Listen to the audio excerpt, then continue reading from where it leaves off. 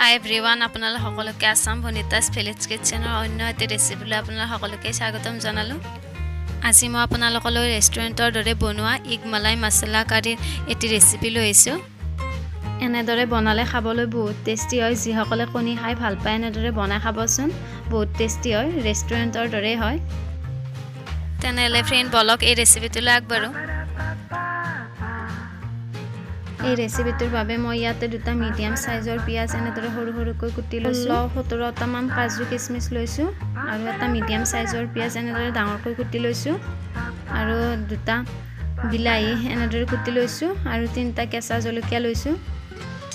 এতিয়া এটা মিক্সিৰ বাতি লৈ তাত কুটি লোৱা বিলাহী দুটা আৰু কেঁচা জলকীয়া 3টা আৰু কুটি লোৱা পিয়াজটো আৰু কাজু কিচমিচ কেইটা দি এইখিনি ভালদৰে পিচি ল'ম। সৰু সৰুকৈ কুটি লোৱা পিয়াজখিনি দিয়া নাই, এইখিনি পিছত ব্যৱহাৰ কৰিম। এইখিনি এতিয়া থৈ দিছোঁ। বাকীখিনি তেতিয়া আধা কাপমান পানী দি ভালদৰে মিহিওৱালৈকে পিচি ল'ম। এতিয়া এইফালে 4টা কণী বইল কৰি লৈ তাত অকণমান নিমখ, অকণমান হালধিৰ গুড়ি আৰু অকণমান লাল মিৰ্চ পাউডাৰ দি এইখিনি ভালদৰে সানি ল'ম। মই ইয়াতে 4টা কণী ব্যৱহাৰ কৰিছোঁ, আপোনালোকে নিজৰ পচন্দ মতে কৰিলেই হ'ল। এতিয়া এখন কড়াই গেছত বহুৱাই মিঠাতেল দি তেলখিনি গৰম হোৱাত মই কণীকেইটা এটা এটাকৈ দি এনেদৰে কণীকেইটা ফ্ৰাই কৰি ল'ম।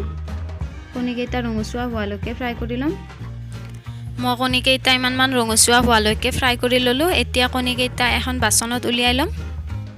এতিয়া সেইখিনি তেলতে মই 2টা ইলাচি, 2টা লং অকণমান তেতেলিয়াই দিছোঁ আৰু এডাল ডালচেনি দিছোঁ। এতিয়া এইখিনি অলপমান ভাজি ল'ম। এতিয়া ইয়াতে সৰু সৰুকৈ কুটি লোৱা পিয়াজখিনিও দি ল'ম আৰু এইখিনি অলপমান টাইম ভাজি ল'ম। আৰু ইয়াতে 2টা কেঁচা জলকীয়াও সৰু সৰুকৈ এনেদৰে কুটি দিছোঁ। এইখিনি একেলগে অলপ টাইম ভাজি ল'ম।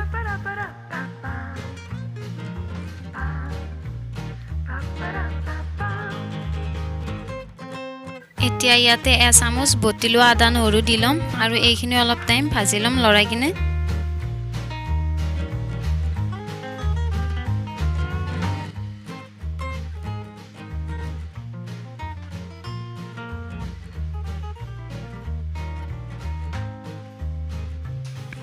এতিয়া ইয়াতে এচামুচ হালধিৰ গুড়ি, এচামুচ কাশ্মীৰী ৰেড চিলি পাউডাৰ আৰু এচামুচ জিৰা গুড়ি দি এইখিনি আকৌ অলপ টাইম ভালদৰে ভাজি ল'ম।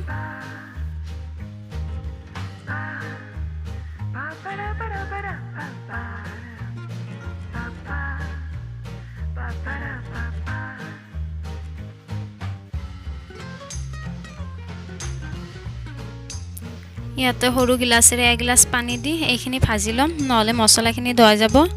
সেইকাৰণে এইখিনি পানী দি এনেদৰে অলপ টাইম ভাজি ল'ম। পানীখিনি নোহোৱা কৰি ল'ম।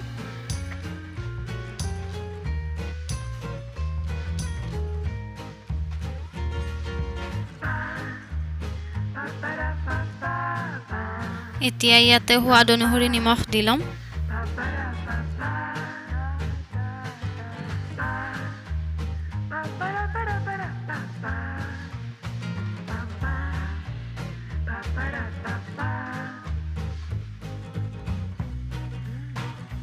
এইখিনি ভজা হৈ গ'ল। এতিয়া আগতে মিক্সিত পিচি থোৱাখিনি ইয়াতে দি ল'ম আৰু এইখিনিও এনেদৰে ভাজি ল'ম। মই এই বিলাহীখিনি ইমানমান মিহিওৱালৈকে পিচি লৈছিলোঁ। এতিয়া এইখিনি পূৰা তেল নেৰালৈকে লৰাই কিনে ভাজি ল'ম।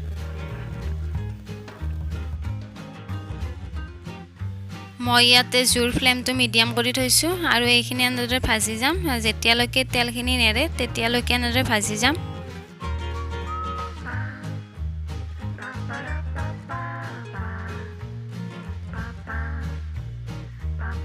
এইখিনি ভজা হৈ গ'ল। এতিয়া ইয়াতে 2 কাপ গাখীৰ দি ল'ম আৰু এইখিনি ভালদৰে লৰাই উতলিবলৈ দিম।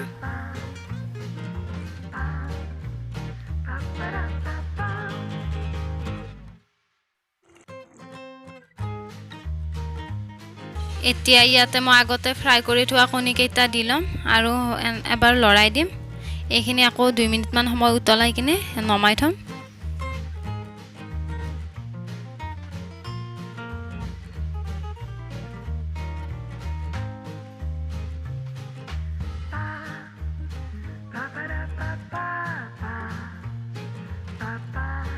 শেষত কাৰিখিনি হ'বৰ টাইমত মই এচামুচ ঘিউ দি এইখিনি এবাৰ লৰাই দি এইখিনি নমাই থম। এয়া মোৰ ঈদ মলাই মছলা কাৰি ৰেডি হৈ গ'ল।